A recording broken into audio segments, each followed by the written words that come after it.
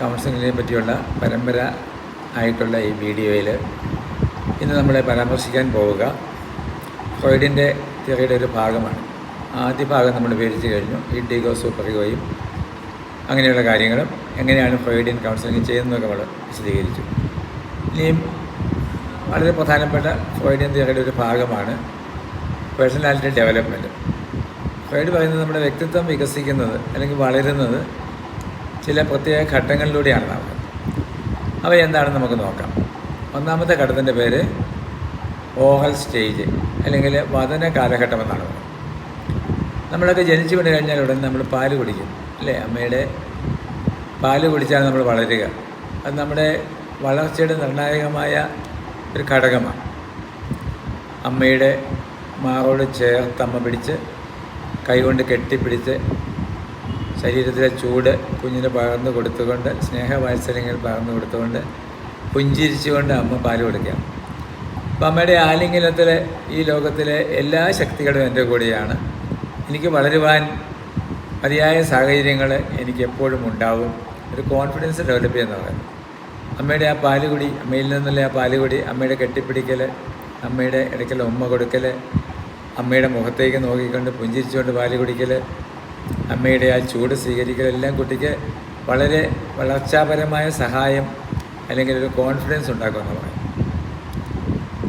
അപ്പോൾ ഇത് ചില കാര്യങ്ങൾ ഇടയ്ക്ക് സംഭവിക്കും. അമ്മയൊന്ന് കടിക്കുമ്പോൾ ആ വേദനയിലും അമ്മ പുഞ്ചിരിക്കും. അപ്പോൾ ഇതിനെ രണ്ടായിട്ട് പറയും. നമ്മൾ oral sucking stage and oral biting stage എന്ന് പറയും. അപ്പോൾ നമ്മൾ പാല് കുടിക്കുകയും കടിക്കുകയും ചെയ്യുന്ന പ്രായം. കുടിച്ചും കടിച്ചും സ്നേഹത്തിൽ വളരുകയാണ് കുട്ടി. പക്ഷേ മതിയായ രീതിയിൽ ഈ പരിലാളനം ലഭിക്കാതെ പോകുമ്പോൾ ചില പ്രശ്നങ്ങളുണ്ടാകും. ഒന്ന്, നമ്മുടെ അമിത സ്നേഹം കൊണ്ടോ അല്ലെങ്കിൽ നമ്മുടെ തിരക്ക് കൊണ്ടോ ആവാം നമ്മൾ ഫോഴ്സ് ചെയ്ത് കുട്ടിയെ കുടിപ്പിക്കും, നിർബന്ധിച്ച് കുടിപ്പിക്കുക, അല്ലെങ്കിൽ കുത്തിക്കയറ്റാന്ന് പറയും, അല്ലേ? ജോലി തീർത്തിട്ട് പോകാനായിട്ടാണെങ്കിൽ പെട്ടെന്ന് കുടിപ്പിച്ചിട്ട് പോകാൻ, അല്ലെങ്കിൽ കുടിച്ചിട്ടും പോരാ എന്നുള്ള നമ്മുടെ തോന്നലുകൊണ്ട് നമ്മുടെ കുട്ടിയെ അമിതമായി ഫോഴ്സ് ചെയ്ത് കുടിപ്പിക്കുക. അങ്ങനെയുള്ള കുട്ടികൾ ഭാവിയിൽ ഫ്രോയിഡ് പറയുന്നത് മദ്യപാനികൾ, സ്മോക്കേഴ്സ്, അല്ലെങ്കിൽ എന്ത് പറഞ്ഞാലും അത് കൺവിൻസ്ഡ് ആണെന്ന് തോന്നാതെ വീണ്ടും വീണ്ടും വീണ്ടും പറഞ്ഞുകൊണ്ടിരിക്കുന്ന സ്വഭാവക്കാരൊക്കെ ആയിട്ട് മാറാൻ സാധ്യതയുണ്ടെന്നാണ്. അപ്പം കൂടുതൽ കുടിപ്പിക്കുന്നത് കുഴപ്പമാണ് എന്നാണ് ഫ്രോയിഡ് പറയുന്നത്. ആവശ്യത്തിന് കൊടുക്കാവൂ.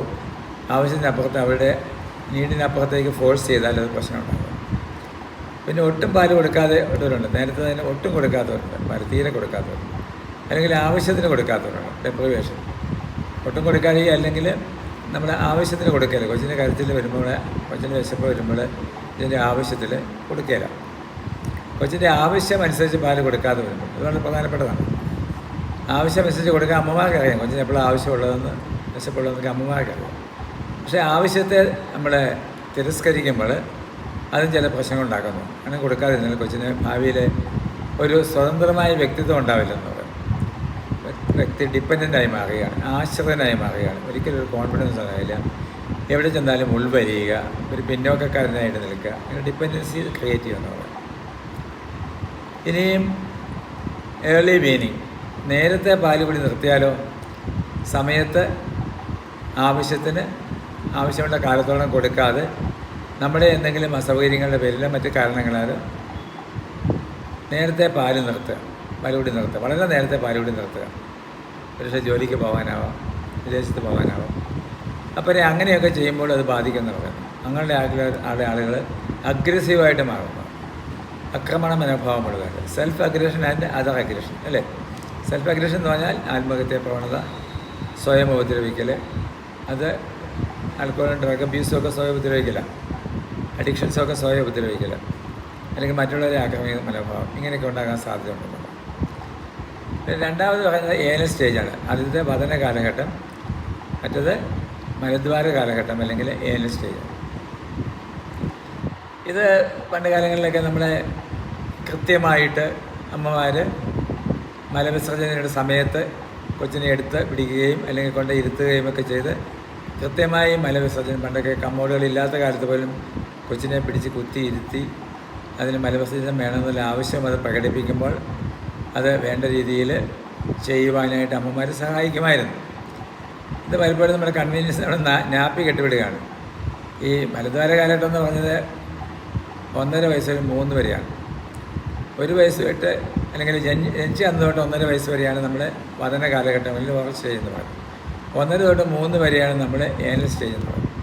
അപ്പോൾ ഈ സമയത്ത് നമ്മൾ നാപ്പി കെട്ടിവിട്ടേക്കാം. 3 വയസ്സ് 3.5 4 ഒക്കെയാണ് നാപ്പി കെട്ടിവിടുകയാണ്. അങ്ങനെ കെട്ടിവിടുമ്പോൾ കൊച്ചിന് ഒരു ട്രെയിനിങ് കിട്ടുന്നില്ല, ടോയ്ലറ്റ് ട്രെയിനിങ് കിട്ടുന്നില്ല. ഇത് വളരെ ഡെവലപ്മെൻ്റലി ഇമ്പോർട്ടൻ്റ് ആയിട്ടുള്ളൊരു സ്റ്റേജാണ്. അപ്പോൾ നമ്മൾ നാപ്പി കെട്ടൽ വീട്ടിലുള്ള സമയത്ത് കൃത്യമായി അത് ചെയ്യാൻ പാടില്ല. അപ്പോൾ കുട്ടിക്ക് ആവശ്യമുള്ള സമയത്ത് കുട്ടിയെ അത് മനസ്സിലാക്കി, കുട്ടിയിൽ നിന്ന് സിഗ്നലുകൾ കിട്ടുമ്പോൾ അല്ലെങ്കിൽ കുട്ടിയിൽ നിന്ന് ചോദിച്ച് മനസ്സിലാക്കി നമ്മൾ ടോയ്ലറ്റ് ട്രെയിനിങ് കൊടുക്കണം. കമ്മോഡിലോ അല്ലെങ്കിൽ ടോയ്ലറ്റിലോ കൊണ്ടുപോയി ഇരുത്തി അത് ചെയ്യിക്കണം. അത് ചെയ്യിക്കുന്ന അവൻ്റെ വളർച്ചയുടെ, അവൻ്റെ മാനസിക വളർച്ചയുടെയും കൂടി വലിയ നിർണായകമായ പങ്ക് വഹിക്കുന്ന ഒരു കാര്യമാണ്. അപ്പോൾ ഇത് 2 തരത്തിൽ നമുക്ക് അവിടെ ട്രെയിനിങ് കൊടുക്കാൻ പറ്റും. ഒന്ന്, ടു മച്ച് സ്ട്രിക്റ്റ്, വളരെ സ്ട്രിക്റ്റായിട്ട് വളരെ കൃത്യമായിട്ട് വളരെ കാർക്കശ്യത്തോടുകൂടി ടോയ്ലറ്റ് ട്രെയിനിങ് കൊടുത്താൽ അവനെ ഒരു പ്രത്യേക രീതിയിലായിരിക്കും വളരുന്നത്. അവൻ ഭയങ്കര വൃത്തിക്കാരനായിരിക്കും, അവൻ ഭയങ്കര കൃത്യത നോക്കും, എല്ലാ കാര്യത്തിലും സ്ട്രിക്റ്റായിരിക്കും, കണിശക്കാരനായിരിക്കും, പിശുക്കനുമായിരിക്കും എന്നാണ്, ആർക്കൊന്നും കൊടുക്കത്തില്ല എന്ന് പറയുന്നത്.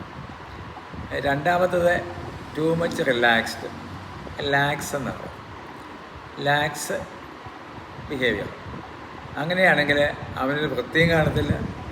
അതായത് മാതാപിതാക്കന്മാർ വലിയ അതൊന്നും നോക്കുന്നില്ല, റിലാക്സ് ആയിരിക്കാം. ഇഷ്ടമുള്ളവരെ പോട്ടെ, അതിനും ടോയ്ലറ്റ് അല്ലെങ്കിലും പൊക്കോട്ടെ. വലിയ കൃത്യമായ രീതിയിലൊരു നല്ല പരിശീലനം കൊടുക്കുന്നില്ലെങ്കിൽ അവനെന്ത് സംഭവിക്കും? ടു മച്ച് ലാക്സ് ആയിക്കഴിഞ്ഞാൽ അവനൊരു വൃത്തിയില്ലാത്തവനായിട്ട് വളരും, ധാരാളിയാവും, പക്ഷെ ജനഹസ്വമാകും. മറ്റുള്ളവർ കൊടുക്കുന്നയാളായിരിക്കും, പക്ഷെ ധാരാളിയും കൂടി ആവാൻ സാധ്യതയുണ്ടെന്ന് പറയും. അപ്പം ഇതിന് 2 തരത്തിലുള്ള പേരുകളാണ് പറഞ്ഞിരിക്കുന്നത്. ഒന്ന് റിട്ടൻറ്റീവ്, രണ്ടാമത്തത് എക്സ്പൾസീവ്. റിട്ടൻറ്റീവ് എന്ന് പറഞ്ഞാൽ പിടിച്ചു വയ്ക്കുന്നത്, എക്സ്പൾസീവ് എന്ന് പറയുന്നത് വളരെ റിലാക്സ്ഡ് ആയിട്ട് കൊടുക്കുന്നത്. ഇത് രണ്ടും അപകടങ്ങൾ ഉണ്ടാക്കാമെന്ന് പറയുന്നത്. അപ്പോൾ നോർമലായിട്ടുള്ളൊരു ടോയ്ലറ്റ് ട്രെയിനിങ് കുട്ടിയുടെ സ്വാതന്ത്ര്യത്തെ മാനിച്ചുകൊണ്ട്, എന്നാൽ കുട്ടിക്ക് നല്ല സാമൂഹ്യവൽക്കരണം ലഭിക്കുന്നതിന് വേണ്ടി സമയത്ത് ആവശ്യമുള്ളപ്പോൾ ശരിയായ രീതിയിലുള്ള ട്രെയിനിങ് കൊടുക്കുക. ഇത് അവൻ്റെ സമഗ്രമായ വ്യക്തിത്വത്തിലെ മനോഹരമായ വളർച്ചയ്ക്ക് സഹായിക്കുമെന്നാണ് പറയുന്നത്. ധാരാളിത്തവും പിശുക്കും ഒക്കെ കോംപ്രമൈസ് ചെയ്തുകൊണ്ട് അതിനെ ക്രമീകരിച്ചുകൊണ്ടുള്ള നല്ലൊരു പക്വമായ ജീവിതത്തിനുണ്ടാകുമെന്ന് പറയും.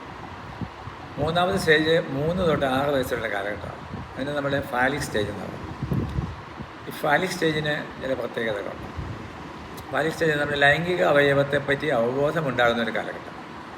കുട്ടികൾ അന്നേരം ഇതിനെ ഈ നമ്മുടെ ലൈംഗിക അവയവത്തൊക്കെ തൊട്ടോട്ടൊക്കെ ഇരിക്കും അല്ലേ. 3 വയസ്സുകാരനും 4 വയസ്സുകാരനും ചിലപ്പോൾ ലൈംഗിക അവയവത്തിൽ തൊട്ടുകൊണ്ടിരിക്കും. ചിലപ്പോൾ മാതാപിതാക്കന്മാർ തെറ്റിദ്ധരിക്കും, മാസ്റ്റർബേറ്റ് ചെയ്യുകയാണ്, അല്ലെങ്കിൽ അവൻ എന്തെങ്കിലും കുഴപ്പം കാണിക്കാമെന്നൊക്കെ വിചാരിക്കും.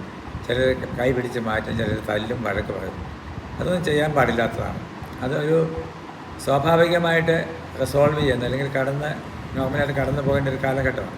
അവനവൻ്റെ അവയവത്തെപ്പറ്റി അവനെ ബോധവാനാവും, അവൻ തൊടും പിടിക്കും. അതങ്ങ് അവൻ്റെ വഴിക്ക് വിട്ടാൽ അത് കുഴപ്പമില്ലാതെ റിസോൾവ് ചെയ്യും. പക്ഷേ കുടുംബാംഗങ്ങളുടെയും മറ്റുള്ളവരുടെയും ഒക്കെ ഇടപെടലുകളും കുടുംബാംഗങ്ങൾ തമ്മിലുള്ള മോശമായ ബന്ധങ്ങളുമൊക്കെ ആ കുട്ടിയുടെ ആ കാലഘട്ടത്തിലെ ഡെവലപ്മെൻറ്റിനെ ബാധിക്കുന്നുണ്ട്. ഇത് അൺറിസോൾവായിട്ട് മാറുന്നതാണ്. അങ്ങനെ ഉണ്ടായിക്കഴിഞ്ഞാൽ അത് ഫിക്സഡായി പോയി, സ്റ്റേജ് നമ്മൾ ഫിക്സഡായി പോകുന്ന പറയുന്നത്. ഫ്രോയിഡിൻ്റെ ഏതെങ്കിലും ഒരു സ്റ്റേജിൽ മതിയായ രീതിയിലുള്ള പരിചരണവും അതിനുള്ള പ്രചോദനവും ലഭിച്ചില്ലെങ്കിൽ ഓറൽ സ്റ്റേജിലാണേലും ഫാലിക് സ്റ്റേജിലാണേലും ഏനൽ സ്റ്റേജിലാണേലും ഫിക്സഡായി പോകുന്നത്. ഫാലിക് സ്റ്റേജിൽ ഫിക്സഡായി പോയി കഴിഞ്ഞാൽ, അല്ലെങ്കിൽ മതിയായ ഒരു പരിഗണനയും അനുഭാവവും ലഭിച്ചില്ലെങ്കിൽ അവൻ പലതരത്തിൽ, അല്ലെങ്കിൽ അവൾ പലതരത്തിലായി പോകാൻ സാധ്യതയുണ്ടെന്ന്. ഒന്ന് വാനിറ്റിയാണ്, തന്നെപ്പറ്റിയുള്ള അമിതമായ ബോധ്യം, തന്നെന്തോ ആണ്, തന്നെ ആയിരിക്കുന്നതിൽ കൂടുതലാണ് എന്നൊക്കെയുള്ള ചിന്ത ഉണ്ടാവാൻ സാധ്യതയുണ്ടാകും. രണ്ടാമത്തത് സെൽഫ് ഒബ്സഷൻസ് എന്നാണ്. അവനവൻ്റെ ആവശ്യം, അതിനാണ് ഏറ്റവും പ്രാധാന്യം കൊടുക്കുക. മറ്റുള്ളവരൊന്നും പരിഗണിക്കില്ല. മറ്റുള്ളവരുടെ ആവശ്യങ്ങളെ അവഗണിച്ചുകൊണ്ട് സ്വന്തം ആവശ്യങ്ങളെ നേടുന്നതിന് വേണ്ടി വളരെ തീവ്രമായും തീക്ഷ്ണമായും പെരുമാറുന്ന സ്വഭാവക്കാരനായിട്ട് മാറാം, അല്ലെങ്കിൽ സ്വഭാവകാരിയായിട്ട് മാറാം.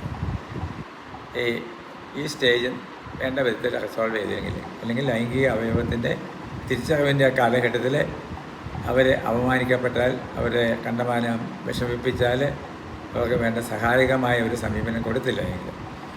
മൂന്നാമത് പറയുന്നത് അവർക്ക് ഇൻഫീരിയോറിറ്റി കോംപ്ലക്സ് ഉണ്ടാക്കാം. ഇൻഫീരിയോറിറ്റി കോംപ്ലക്സ്, അല്ലെങ്കിൽ തങ്ങൾ ഒന്നിനും കൊള്ളരുതാത്തവരാണ്, കുറവുള്ളവരാണെന്നുള്ളത് തോന്നലുണ്ടാകുന്നത്. ഇന്നഡക്വസി എന്ന് പറയുന്നത് തങ്ങൾ കഴിവില്ലാത്തവരാണെന്ന് തോന്നൽ. ഉണ്ടാകാമെന്നാണ് പറയുന്നത്. പിന്നെ സെക്ഷൽ ആങ്സൈറ്റീസ്, ലൈംഗികതയെപ്പറ്റി പേടി, അത് തൊടുന്ന ലൈംഗിക അവയവങ്ങളൊക്കെ കുഴപ്പമുള്ളതാണ്, എനിക്ക് ലൈംഗികതയ്ക്ക് എന്താ പ്രശ്നമുണ്ട്, എന്നെക്കൊണ്ട് അത് സാധിക്കാതെ വരും, അല്ലെങ്കിൽ ലൈംഗികത ഗോപ്യമായിട്ടുള്ളൊരു സാധനമാണിത്, പേടിക്കേണ്ട ഒരു സാധനമാണ് എന്നീ തരത്തിലുള്ള കുഴപ്പങ്ങളും ചിന്താ രീതികളൊക്കെ ഉണ്ടാകുന്നുണ്ട്. അപ്പോൾ ഈ ഫാലിക് സ്റ്റേജിൽ 3 തൊട്ട് 6 വയസ്സുള്ള കാലഘട്ടത്തിൽ നമ്മൾ ലൈംഗിക അവയവങ്ങളെപ്പറ്റി നമ്മൾ അവബോധമുള്ളവരായി തീരുമ്പോൾ അത് സ്പർശിക്കുകയും തൊടുക്കുകയും ഒക്കെ ചെയ്യുമ്പോൾ അതിൻ്റെ വഴിക്ക് വിട്ടേച്ചാൽ മതി. നമ്മൾ വേറെ ഒരു രീതിയിൽ ഇടപെടാതെ കുട്ടിക്കൊരു നെഗറ്റീവായിട്ടുള്ള ബോധമുണ്ടാകത്തക്ക രീതിയിൽ പെരുമാറാതെ നമ്മൾ വിട്ടുകൊടുത്താൽ ഇത്തരത്തിലുള്ള വൈകല്യങ്ങൾ ഉണ്ടാകാതിരിക്കും. അല്ലെങ്കിൽ വളരെ വികലമായ ചില രീതികളിലേക്ക് കുട്ടി പോകും എന്നാണ് പറയുക. അതിൽ പ്രധാനമായിട്ടുള്ള ഒരു രീതിയാണ് നമ്മൾ പറയുന്നത് ഈഡിപ്പസ് കോംപ്ലക്സ് എന്ന് പറയും. ഈഡിപ്പസ് കോംപ്ലക്സ്, ഇലക്ട്ര കോംപ്ലക്സ് എന്നൊക്കെ പറയും. അത് ഫ്രോയിഡ് പറയുന്നത് അങ്ങനെയുള്ള കാലഘട്ടത്തിൽ പെനിസ് എൻവി, കാസ്ട്രേഷൻ ആങ്സൈറ്റി എന്നൊക്കെയുള്ള വാക്കുകൾ ഉപയോഗിക്കുന്നു. അതായത് പിതാവാണ് കുട്ടിയുടെ ഒരു ശത്രുവായിട്ട് കാണപ്പെടുക. എന്ന് വെച്ചാൽ അമ്മയുടെ സ്നേഹം ഏറ്റവും കൂടുതൽ കവർന്നെടുക്കുന്ന ഒരു വ്യക്തിയായിട്ട് ഈ കുട്ടി കാണുന്നത് അപ്പനെയാണ്. കാരണം അവർ തമ്മിൽ സ്നേഹിക്കുന്നതൊക്കെ കാണുന്നുണ്ട്. അപ്പോൾ ഈ സ്നേഹം എൻ്റെ സ്നേഹത്തിന് തടസ്സമാകും. അപ്പോൾ അപ്പനെ സ്നേഹത്തിൻ്റെ ഒരു ശത്രുവായിട്ട് അവൻ കാണുകയാണ്. അതുകൊണ്ട് അപ്പനോട് മനസ്സിൽ അവനറിയാതെ ഒരു അകൽച്ച ഉണ്ടാവും. ഇതിനെയാണ് ഈഡിപ്പസ് കോംപ്ലക്സ് എന്ന് പറയുക. അതുപോലെ അപ്പനോടുള്ള തൻ്റെ സ്നേഹത്തിന് പെൺകുട്ടിക്ക് തടസ്സമായി നിൽക്കുന്നത് അമ്മയാണ് എന്നുള്ളൊരു തോന്നലുണ്ടായിട്ട് അമ്മയോട് ഒരു ശത്രുതാ മനോഭാവം പെൺകുട്ടി കാണിക്കുന്നതിനും ഇലക്ട്ര കോംപ്ലക്സ് എന്ന് പറയും. ഈഡിപ്പസ് കോംപ്ലക്സ് എന്ന് പറയുന്നത് ഒരു സോഫോക്ലിസിൻ്റെ ഈഡിപ്പസ് റെക്സ് എന്ന് പറയുന്ന ഒരു കഥയെ അടിസ്ഥാനമാക്കിയാണ് രൂപകൽപ്പന ചെയ്യപ്പെട്ടിട്ടുള്ളത്. ആ കഥയുടെ അന്തസാരം ഇതാണ്.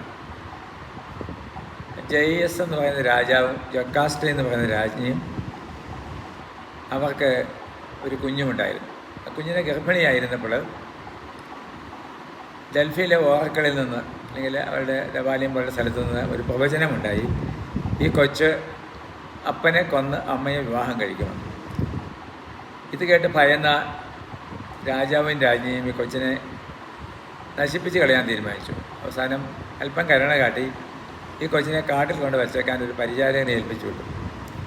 വന്യമൃഗങ്ങൾ തിന്നുകൊള്ളും എന്നാണ് അവർ കരുതിയത്. പക്ഷെ പരിചാരകന് കുട്ടിയോട് അനുകമ്പ തോന്നി. അയാൾ അയൽ രാജ്യമായ കൊറിന്തിൽ രാജാവിന് കുട്ടികളില്ല എന്ന് മനസ്സിലാക്കി. അപ്പോൾ രാജാവിനോട് എന്ന് പറഞ്ഞാൽ നല്ലൊരു ഓമനത്തുള്ള കുട്ടിയുണ്ട്, നല്ല ഉന്നത കുല ജാതനാണെന്ന് തോന്നുന്നു, അതുകൊണ്ട് വേണമെന്ന് ചോദിച്ചപ്പോൾ രാജാവ് പറഞ്ഞു ഞാൻ വളർത്തിക്കൊള്ളാം. അപ്പോൾ രാജാവും രാജ്ഞിയും അവനെ മകനായിട്ട് വളർത്തി. ഇവൻ വളർന്ന് വലുതായപ്പോഴേക്കും ഇവൻ ഒരു ഓറക്കിളിൽ ചെന്ന്, അല്ലെങ്കിൽ ഒരു ദേവാലയത്തിൽ ചെന്ന് അവിടെ പ്രവചനമുണ്ടായിരുന്നു. ആ ആളിനോട് ചോദിച്ചപ്പോൾ പറഞ്ഞു, നീ നിൻ്റെ അപ്പനെ കൊന്ന് നിൻ്റെ അമ്മയെ വിവാഹം കഴിക്കുന്നു. അവൻ ഒരുപാട് സ്നേഹിച്ചിരുന്ന അമ്മയെ അപ്പനെയും അങ്ങനെ ചെയ്യുന്ന ഓർത്തപ്പോൾ അവന് സഹിക്കാൻ പറ്റിയില്ല. അപ്പോൾ ഈ രാജ്യത്ത് നിന്നാൽ തീർച്ചയായിട്ടും ഒരു ദുർബല നിമിഷത്തിൽ സംഭവിച്ചെങ്കിലോ എന്ന് വിചാരിച്ച് അവൻ ആ രാജ്യം വിടുകയാണ്. അതിൻ്റെ അടിസ്ഥാനം അവൻ്റെ അമ്മയും അപ്പനാണ് അവരെന്നാണ് വിചാരിച്ചിരുന്നത്. അവനെ അഡോപ്റ്റ് ചെയ്തതെന്ന് അവൻ അറിയില്ലായിരുന്നു. അപ്പം ഞാൻ ഇത്രയും സ്നേഹിക്കുന്ന എൻ്റെ അപ്പനെയും അമ്മയെ കൊന്നിട്ട് അവരെ അനാഥരാക്കുന്ന ഒരു അവസ്ഥയിലേക്ക് പോകും, അവരോട് ക്രൂരമായി പെരുമാറേണ്ടി വരും എന്നുള്ള ഒരു ബോധം കൊണ്ട് അവനെ ആ രാജ്യം ആരോടും പറയാതെ വിടുകയാണ്. അവൻ അടുത്ത രാജ്യമായ തേബീസിലേക്ക് എത്തും. അതായത് അവൻ്റെ സ്വന്തം അച്ഛനമ്മമാരുടെ, യഥാർത്ഥ അച്ഛനമ്മമാരുടെ രാജ്യം. ഇതറിയാതെയാണ് അവിടേക്ക് ചെല്ലുന്നത്. അവിടേക്ക് ചെല്ലുമ്പോഴത്തേക്ക് അവിടുത്തെ രാജാവ്, അതായത് അവൻ്റെ അപ്പൻ പരിവാരങ്ങളുമായി വനത്തിലൂടെ യാത്ര ചെയ്യുക. അപ്പോൾ ഒരു ഇടുങ്ങിയ വഴിയിലെത്തി. അപ്പോൾ ഇടുങ്ങിയ വഴിയിലെത്തിയപ്പോഴേക്കും രാജാവിൻ്റെ പരിവാരങ്ങൾ ഇവനോട് പറഞ്ഞു വഴി മാറിക്കൊടുക്കാൻ പറഞ്ഞു. രാജാവാണെന്നോ ആരാണെന്നോ ഇവനറിയില്ല. ഏതോ ഒരു ധനാഠ്യനെന്ന് കരുതിയുള്ളൂ. എന്തായാലും ഞാൻ മാറിത്തരില്ല എന്ന് പറഞ്ഞു. അപ്പോൾ ഇവർ തമ്മിൽ യുദ്ധമായി.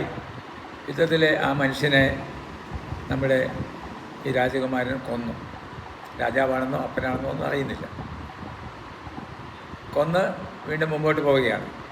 രാജാവിനെ ആ കൊന്നെന്ന് ഒരു ബോധവുമില്ല. മുമ്പോട്ട് ചെല്ലുമ്പോൾ അവിടെ ഒരു സ്ഫിങ്സ് ഉണ്ടായിരുന്നു, അല്ലെങ്കിൽ ഈ ചോദ്യങ്ങൾ ചോദിച്ച് മനുഷ്യനെ ബോധം മുട്ടിക്കുന്ന ഒരു സത്വം. ആ സത്വം ചോദ്യം ചോദിച്ചിട്ട് ഉത്തരം പറഞ്ഞാൽ അവരെ കൊല്ലും. അപ്പോൾ ധാരാളം ആളുകളെ സ്ഫിങ്സ് കൊന്നൊടുക്കി. ആരെങ്കിലും ആ മുമ്പിൽ പെട്ട് കഴിഞ്ഞാൽ അവരോട് ചോദ്യം ചോദിക്കാതെ വിടത്തില്ല അവർ. അപ്പോൾ ചോദ്യം ചെയ്ത് ഉത്തരം പറഞ്ഞാൽ കൊല്ലുകയും ചെയ്യും. ഇങ്ങനെ ഒരുപാട് ആളുകൾ മരിച്ചു വീണു. അപ്പോൾ ഈ സ്ഫിങ്സിനെ കൊന്ന മനുഷ്യരെ രക്ഷിക്കുന്ന ആളുകളെ വലിയ ഹീറോ ആയിട്ടാണ് കരുതുക. അപ്പോൾ ഈ നമ്മുടെ ഈഡിപ്പസ് എന്ന് പറയുന്ന രാജകുമാരൻ അതിലെ വന്നു.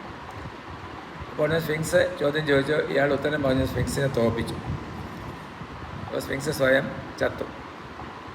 അതിനെ കൊന്നു കഴിഞ്ഞപ്പോഴേക്കും ഇയാൾ വലിയ ഹീറോ ആയി. ആ സമയത്താണ് രാജാവ് മരിച്ച കാര്യം അറിയുക. അപ്പോൾ രാജാവ് മരിച്ചപ്പോൾ രാജാവാകണം. അപ്പം ഇത്രയും വലിയ വിജയിയായിരിക്കുന്ന മനുഷ്യനെ കൊടുക്കാവുന്നൊരു സ്ഥാനം രാജസ്ഥാനമാണ്. ഉടനെ ഇയാൾക്ക് രാജസ്ഥാനം കൊടുത്തു. അപ്പോൾ രാജാവ് മരിച്ചു, രാജ്ഞി വിധവയായി. പാരമ്പര്യമനുസരിച്ച് രാജ്യസ്ഥാനം കയ്യേക്കുന്ന ആളിന് രാജ്ഞിയുടെ മേലും അവകാശമുണ്ട്. അങ്ങനെ ഈഡിപ്പസ് സ്വന്തം അമ്മയെ ഭാര്യയാക്കി.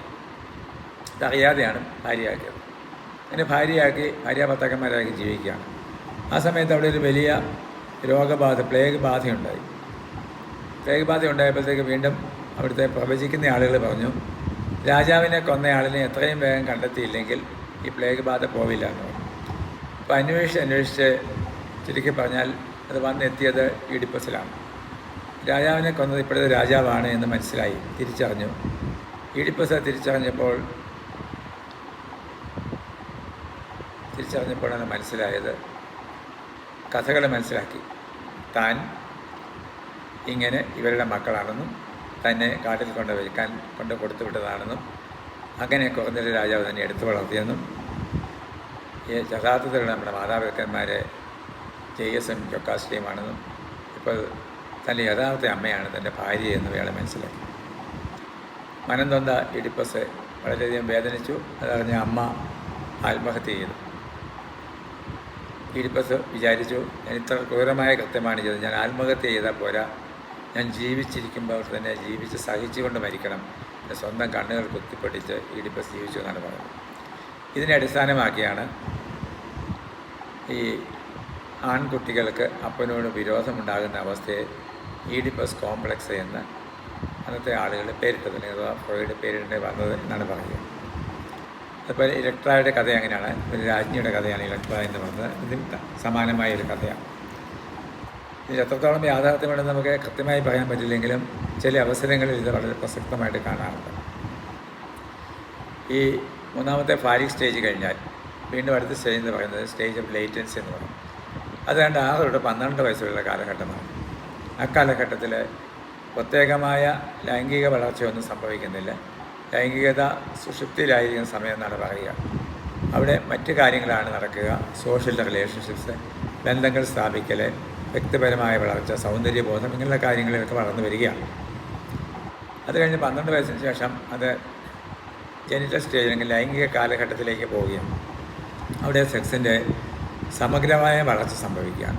അവിടെ സെക്സിനെ തിരിച്ചറിയുന്നു, സെക്ഷൽ വളർച്ച ഉണ്ടാകുന്നു, ശാരീരിക മാനസിക ലൈംഗിക വളർച്ചകളുണ്ടാകുന്നു, ലൈംഗിക ബോധമുണ്ടാകുന്നു, മാസ്റ്റർബേഷൻ നടക്കുന്നു, സെക്ഷൽ ഇൻ്റർകോഴ്സിനെ പറ്റി ചിന്തിക്കുന്നു, അതിനുശേഷം വിവാഹത്തെപ്പറ്റിയും കുടുംബജീവിതത്തെപ്പറ്റിയൊക്കെ ചിന്തിക്കുന്ന അവസ്ഥയിലേക്ക് പോകുന്നു.